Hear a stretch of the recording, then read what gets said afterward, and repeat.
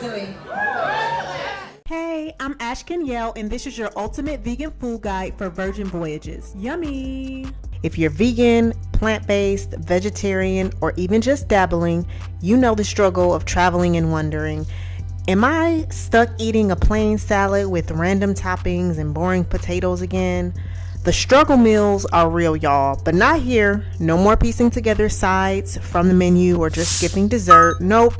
Virgin Voyages is a game changer, and I'm here to show you all the delicious vegan options they've got on board.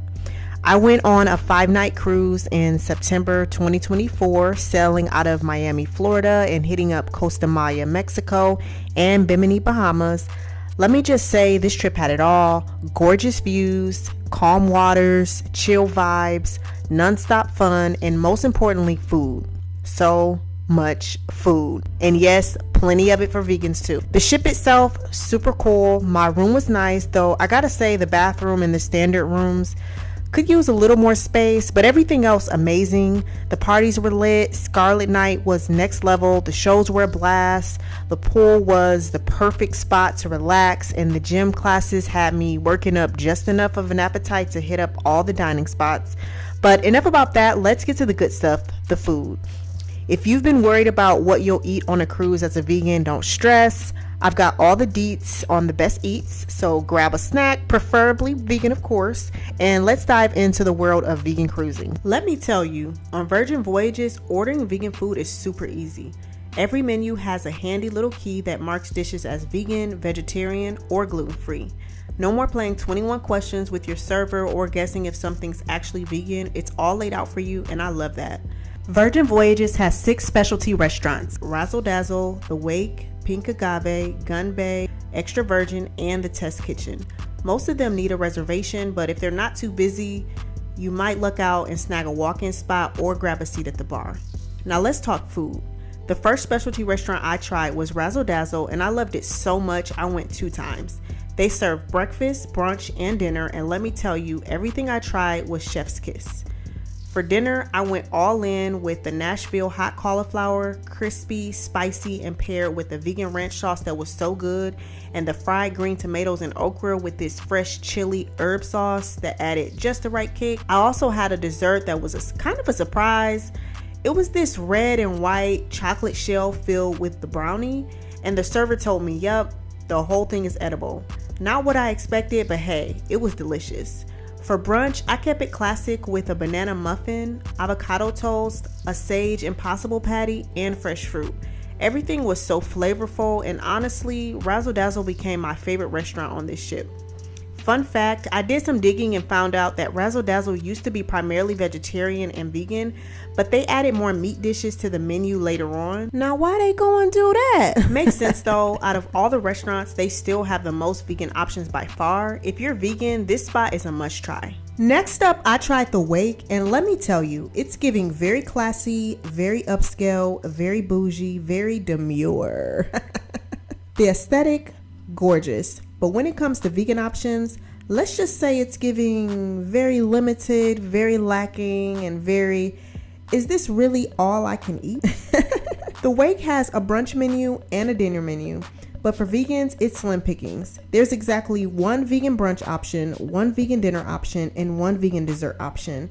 And sure, they have salads, but once you strip away the non-vegan toppings, you might just be left with a bed of lettuce. I went for dinner, and while the staff was super nice, shout out to my waiter for really trying to make it work, there weren't any vegan starters, so I had to pass. He seemed genuinely worried when I told him that, because let's be honest, the main course wasn't exactly a feast. For my entree, I had the crispy polenta, which was fine. It tasted kind of like bread with some veggies on top. Nothing to write home about, but edible. For dessert, I had the coconut panna cotta, which is like a custard with fruit and granola, kind of like a smoothie bowl, if you will. It was okay, but it wasn't sweet enough for me. I like my desserts to really hit that sweet tooth, and this one just didn't. So overall, the wake is a whole vibe when it comes to atmosphere, but the vegan food, it's definitely not the place to go if you're starving or looking for some exciting food, but they definitely have Instagram worthy backgrounds in there. Now let's move on to Pink Agave, the Mexican specialty restaurant on board. This place, classy, upscale, and just overall a vibe. The aesthetic was stunning and it felt like true fine dining. While they didn't have many vegan options to choose from, the options they did have were pretty good, so I wasn't too disappointed. I was really craving enchiladas after looking at the menu, but there weren't any vegan enchiladas listed. So I got creative. I worked with the waiter and the chefs to tweak things. They left off the chicken and cream, kept the salsa, and gave me a side of veggies. It was good. Don't get me wrong, I couldn't help thinking it would have been amazing with vegan cheese or something stuffed inside. Still, I made it work. I also tried the russet potato and roasted corn stuffed poblano pepper, and that was pretty tasty. The flavors were spot on and it had that perfect roasted vibe. The guacamole was also really good, fresh, flavorful, and a great little side to have with everything. But let's talk dessert because this one was a showstopper. I had the chocolate tamale with Mexican chocolate. It legit looked just like a tamale, but instead of masa, it was chocolate heaven. And yes, it tasted just as good as it looked, so rich and delicious. Overall, Pink Agave is a beautiful spot with a few vegan options. If you're craving something a little more elegant with a hint of Mexican flair, it's definitely worth checking out. Next up is Gunbae, a Korean barbecue restaurant. They serve brunch, lunch, and dinner, and the vibe here is so much fun. Many of their meals are cooked right in front of you on the flameless grill, which makes the experience super interactive and lively. And let me tell you, Gunbae is hands down the loudest restaurant on the ship, but in the best way possible.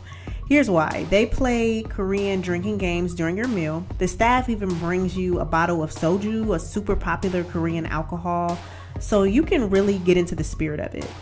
The loser of each round takes a shot, but no worries, if you're not a drinker, you can always sub in juice, water, or whatever works for you. No pressure, and of course, drink responsibly. Want to hear how loud it gets? Check this out. 5,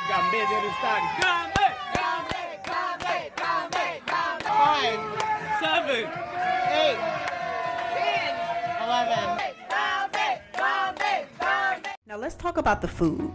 They have a few vegan and vegetarian options on the menu, so I was excited to see what they had. For starters, I tried the kimchi and mung bean pancake and the nori rice crisps.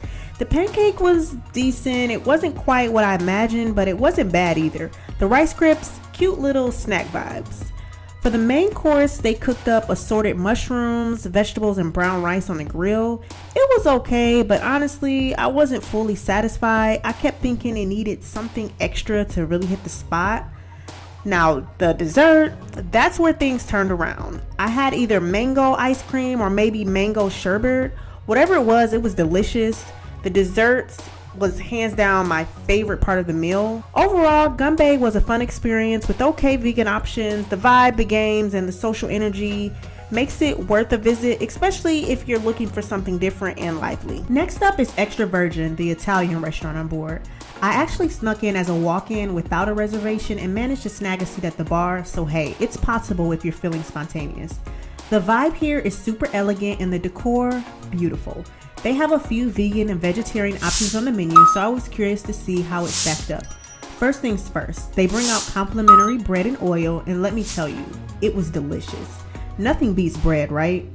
Now, full disclosure, I can't for the life of me remember what this dish here is, but I know it wasn't bad. Don't quote me on this, but I'm pretty sure I had to ask them to veganize my pasta since the closest option on the menu was a vegetarian pasta. What I ended up with was pasta noodles and sauce. It was decent, nothing mind-blowing, but it got the job done. Next, I tried the eggplant parmesan, which had vegan mozzarella, cherry tomatoes, garlic, and basil. I did like the vegan cheese, but the dish overall was a bit mushy and slimy for me. I think that's just a texture thing though. Eggplant lovers might feel differently. But let me tell you, the dessert absolutely saved the day. I had the chocolate olive oil cake with red wine, poached pears, and candied almonds. It was delicious, rich, and hands down my favorite part of the meal. Overall, Extra Virgin is a decent Italian spot with a few vegan and vegetarian options. It wasn't my favorite specialty restaurant on the ship, but it's still worth a visit, especially for that dessert. Alright, the last specialty restaurant, but certainly not least, we've got the Test Kitchen. This place is all about experimentation. The menu, it's just a list of ingredients, no descriptions, and the chefs work their magic using flavors and techniques that are, let's just say interesting. A lot of guests are skeptical about this spot, but trust me, it's worth a visit just for the experience alone. When I arrived, they offered me hibiscus tea near the entrance, which was a nice touch. Pro tip, let the staff know you're vegan right away so that they can give you a vegan-friendly drink. I think honey is the main ingredient to watch out for in the complimentary drinks at the door. Once I was seated, I told my waiter I wanted all vegan meals, and from there, I just let them do their thing. And wow, they brought out dish after dish after dish, 6 dishes in total. I won't lie, when those first 2 dishes came out, I was nervous. I didn't love them, but I tried to stay open-minded. But then the last 4 dishes, delicious. I wish I could remember the names, but what stood out the most was how attentive and thoughtful the service was. My waiter made sure everything was vegan and tailored to my requests. Honestly, at this restaurant, you just gotta sit back, relax, and be open-minded. If you don't like something, no worries, you can skip it and try the next dish that comes out and still grab a meal or snack at one of the non-specialty restaurants afterwards. Overall, it's definitely worth trying at least once. Just come with an open mind and a curious palate. Now we're moving into the other eateries on Virgin Voyages. Yum, yum, yum. Starting with the Social Club. This spot is super laid back and fun. Think shuffleboard, foosball, and even live trivia games. It's got that classic fairground vibe with food to match. We're talking hot dogs, wings, pretzels, popcorn, and floats. Yep, all the delicious junk food you'd expect at your local fair. Unfortunately, they only had one vegan option on the menu, the vegan hot dog, but hey, they made it count. It came loaded with pickled jalapenos and spicy mayo, and let me tell you, it was delicious. Fun fact, it was actually the first meal I had on the ship. Not a bad way to kick things off, right? Next up is the pizza place, and yep, no surprise, they serve pizza. They've got exactly one vegan pizza option, vegan cheese pizza, and it was topped with arugula. And I'm here to say no, because no, it was not giving what it was supposed to give. To be honest, I knew it wasn't going to hit as soon as I saw them sprinkling fresh arugula on top of the pizza like it was some fancy garnish. And I was just looking like, so that's it? I like my veggies cooked and melted into the pizza and not just tossed on there last minute. It felt like they didn't put much effort into making it. Overall, not a fan. I'll pass on this one next time. Of course, we can't talk cruise food without mentioning ice cream, right? Enter Lick Me Till Ice Cream. Yes, that's really the name. They've got a bunch of ice cream and sorbet flavors, but sadly, there's just one vegan option, apricot sorbet. But honestly, even with just the one flavor, I was pleasantly surprised. It was delicious, light, fruity, and refreshing. Definitely a nice treat to grab after hanging out by the pool or soaking up the sun on the deck. For all my hot drink lovers out there, Grounds Club 2 is your spot. They've got all the essentials: coffee, lattes, cappuccino, hot chocolate, and tea. And good news, they offer non-dairy milks, so plant-based folks are covered. Now, I'm not much of a coffee drinker, but hey, it's a cruise, so I figured why not try at least one hot drink. I went for a vanilla latte with either oat milk or almond milk. Honestly, can't remember which one. And you know what? It was pretty good. Smooth, flavorful, and just what I needed for a cozy vibe on board. Next up is the Galley, your go-to spot for quick bites or full meals throughout the day. Think of it as the ship's version of a shopping mall food court, but elevated. There are so many different spots to check out, like a bakery and pastry shop, panini stand, burger joint, taco spot, sushi bar, noodle bar, soup and salad stand, and even a 24-hour American diner. Let's break it down. First up is the burger bar. They've got a vegan burger, and let's take a moment of silence because they even have vegan cheese too. Okay. I can't remember if it was an Impossible or Beyond patty, but it was delicious. Comes with crispy fries on the side, always a win. Next, the Daily Mix. Perfect for breakfast and lighter meals. You can build your own salad or bowl, and they even have bagels with vegan cream cheese. I hit this spot up regularly. Next, the Bakery and Pastry Shop. So many tempting treats, plus fresh fruit if you're looking for something light. There was only one vegan dessert, but it was still pretty good, even though there was one. It was made with chocolate, ginger, and fresh fruit.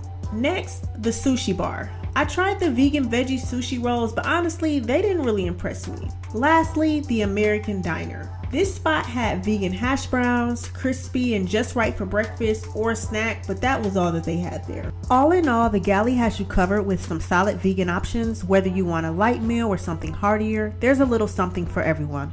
It's also a great spot to hit up when you don't have reservations at the 6 specialty restaurants, or if a walk-in doesn't work out, or if you get that late night hunger. There are several restaurants and bars I didn't get a chance to try on Virgin Voyages. It was very unfortunate. I mean, there's just so many options, so you know what that means. Looks like I need to book my next cruise to check out what I missed. Lastly, I gotta show you the vegan options at Bimini Beach Club in Bimini, Bahamas.